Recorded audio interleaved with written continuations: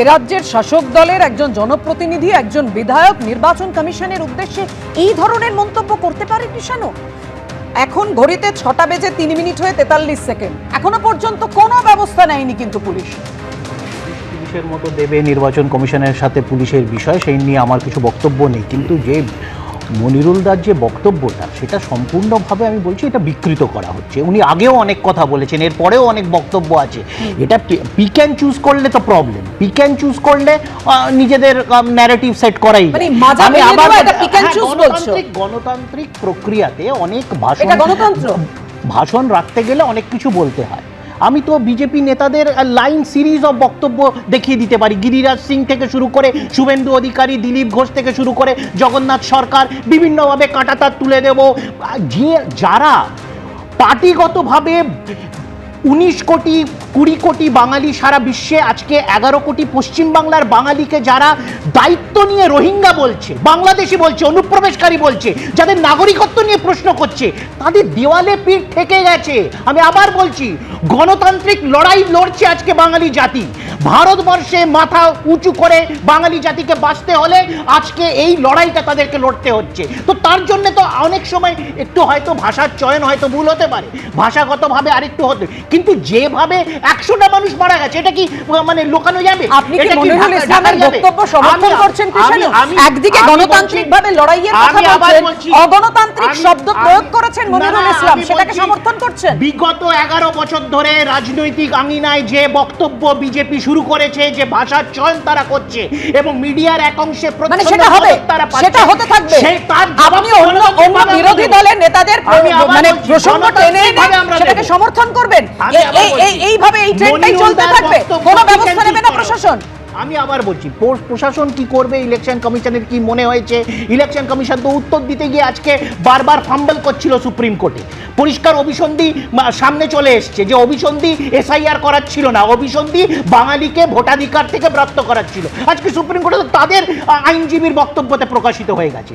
সুতরাং এই এজেন্ডাটা ডেমোক্রেটিক নয়, এই এজেন্ডাটা কনস্টিটিউশনাল নয়, এবং যেটা ডেমোক্রেটিক নয়, যেটা কনস্টিটিউশনাল নয়, ভারতের সংবিধান বহির্ভূত যখন কাজ করছে, তখন গণতান্ত্রিক পরিসরকে একদম অগণতান্ত্রিক কাজ করা হচ্ছে। ভারতের গণতান্ত্রিক পরিসরকে কি জীবিত রাখার জন্য এই ধরনের আক্রমণ চলবে? আমি অভ্রর কাছে আসবো। দেখুন, খুব সুন্দর সুন্দর কথা বললেন তৃণমূল প্রতিনিধি কৃষাণু মিত্র। প্রথমে বললেন পিক অ্যান্ড চুজ করা হচ্ছে, ঠিকই তো। এবিপি আনন্দ খুব দোষ করে ফেলেছে।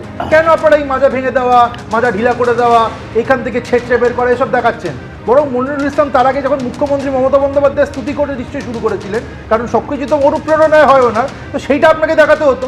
তাহলে দেখালে, পুরোটা দেখালে বুঝতে পারতেন যে আসলে মুখ্যমন্ত্রী মমতা বন্দ্যোপাধ্যায় ঠিক যা চাইছেন সেইখানেই কিন্তু একই কাজ করছে এই 2 পয়সার এমএলএ গুলো। আর আমি বলছি, অভিযোগ করছে যে বিজেপির নেতারা এই ধরনের কথাবার্তা বলে। যদি কোনো বিজেপির নেতা এই ধরনের কথাবার্তা বলে, তাহলে পুলিশ প্রশাসন তো পুলিশ মন্ত্রীর হাতে, এই তৃণমূল কংগ্রেসের হাতে। কটাই এফআইআর হয়েছে, কয়জনকে অ্যারেস্ট করতে পেরেছে? আমাদের দিকে এইসব অভিযোগ করে কোনো লাভ নেই। আমি বলছি আরেকটা কথা, তো খুব কনটেক্সচুয়াল। যখনই তৃণমূলের বিরুদ্ধে এই ধরনের নক্কারজনক কোনো কথা বেরিয়ে আসে, অভিযোগ আসে, তখন এরা বাঙালি জাতির দোহাই দেয়। আমি আজকে আপামর বাঙালি জাতির কাছে জিজ্ঞেস করছি, দর্শক বন্ধুদের কাছে জিজ্ঞেস করছি, আমিও বাঙালি, আপনারা যারা অনুষ্ঠান দেখছেন আপনারাও বাঙালি, আপনারা কি এই ধরনের নক্কারজনক 2 পয়সার নোংরা ভাষা প্রয়োগটাকে সমর্থন করেন? কারণ তৃণমূলের প্রবক্তা কিন্তু এখানে বসে সেটাকে সমর্থন করলেন এবং বললেন এই গাজরিটা দেখতে তারা দেখাবে, এবং সেটা ডিফেন্স হিসাবে বলছে বাঙালি জাতির কথা। আমি বলছি, বাঙালি যদি কবে চোর ছিল বলুন তো? বাঙালি যদি কবে কোল স্ক্যাম করতো? বাঙালি যদি কবে গরু পাচার করতো? বাঙালি যদি কবে মাফিয়াগিরি করতো?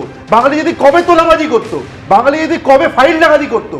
এই সব কিছু একের পর এক ঘটনা ঘটবে, আর সব কিছুর আমার কাছে ডিফেন্স হচ্ছে আমি বাঙালি জাতির ধারক বাহক, যেটা তৃণমূল বলছে। এটা কখনো হতে পারে নাকি?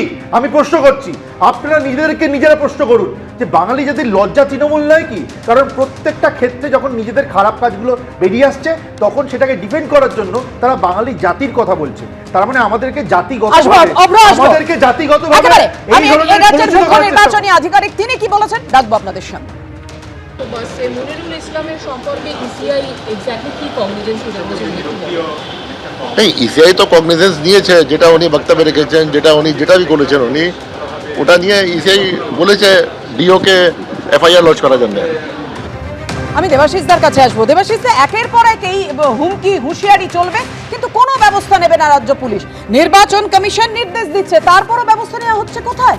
না, এখানে দুটো দিক আছে। একটা দিক হচ্ছে এটা নিয়ে আমরা কেউ যেন ভুল করে বিস্ময় প্রকাশ না করি। দুর্ভাগ্যজনকভাবে এই রাজ্যের মানুষরা যেন কখনো এই কথাগুলোতে বিস্ময় প্রকাশ না করি, কারণ এটা একটা নির্দিষ্ট রাজনীতির সংস্কৃতির একটা মৌলিক উপাদান। 11 পরিবর্তনের পর থেকে এই রাজ্যের রাজনীতির সংস্কৃতির যে ভাষা, যে আচরণ, যে সন্ত্রাস, সেটার সাথে একেবারে সম্পৃক্তের সাথে। কারণ এটাকে নিয়ে তখনই এটা নিউজ আইটেম হতে পারে যদি এটা একটা বিচ্ছিন্ন ঘটনা হয়। আজকে এসআইআর, তাকে নিয়ে নির্বাচন কমিশন, পদ্ধতিগত অনেক কথা হতে পারে, অনেক সমালোচনা হতে পারে, কিন্তু একটা কনস্টিটিউশনাল ম্যান্ডেটারি এক্সারসাইজ, তাকে কেন্দ্র করে সারা দেশে কখনো রাজনীতির ফোরাম থেকে এই ভাষা ব্যবহার করা হয়নি, যেটা আমাদের রাজ্যে এসআইআর প্রক্রিয়া শুরু হওয়ার আগের থেকেই। কারা দিচ্ছেন? পাড়ার লিলিপুট রাজনৈতিক নেতা নয়, তাদের প্রত্যেকের পরিচয় রয়েছে। তারা কখনো সাংসদ, কখনো বিধায়ক, কখনো সরকার চালানোর প্রত্যক্ষ দায়িত্বে আছেন। তারা যে ভাষায় কথা বলছেন তাতে নির্দিষ্টভাবে একটা ব্যাপার খুব পরিষ্কার, যে এগুলো খারাপ জিনিস, কিন্তু এগুলো 11 পরবর্তী পরিবর্তন অবস্থায় যে রাষ্ট্র ব্যবস্থা পরিচালনা করবার দায়িত্বে যারা গেছেন, তাদের এটা রাজনৈতিক সংস্কৃতি, এটা বিচ্ছিন্ন অবাক হওয়ার বিষয় নয়। খেয়াল রাখ, এবং এখানে একটা কথা পাপিয়া বলছি, দোষ কিন্তু নির্দিষ্টভাবে নির্বাচন কমিশনের আছে। কেন? এক কথায় কেন?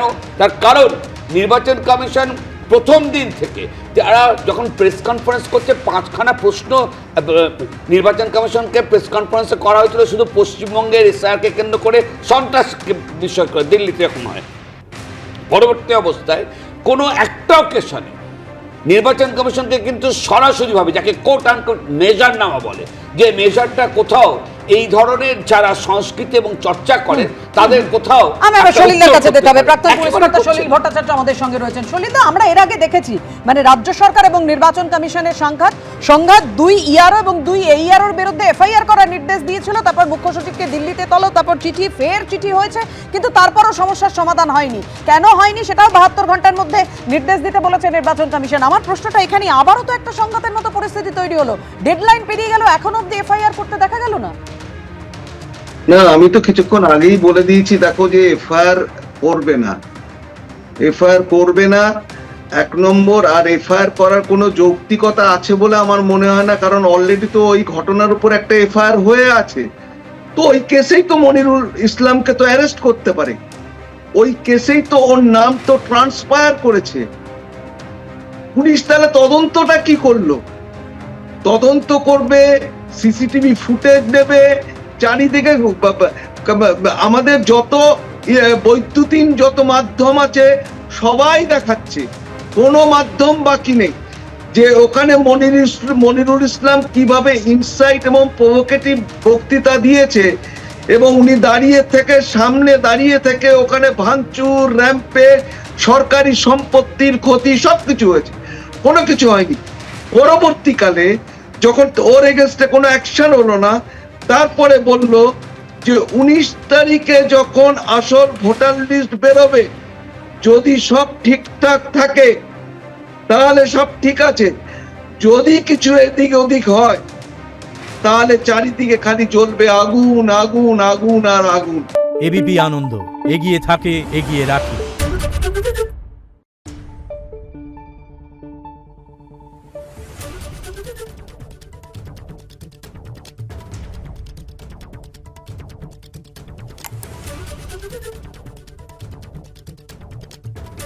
Thank you.